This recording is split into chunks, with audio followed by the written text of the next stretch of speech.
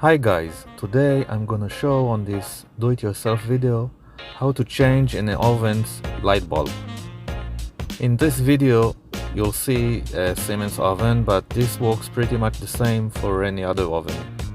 So my oven's light suddenly stopped one day. Most chances are the bulb cover is screwed in, so simply unscrew it.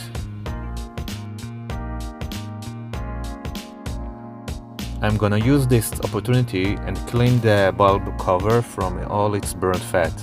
This is a 10-year-old tough grease, so I'm using grease dirt removal spray.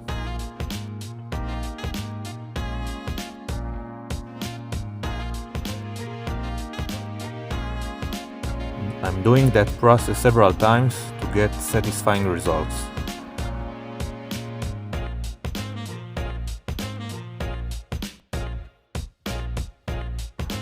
Now changing the light bulb.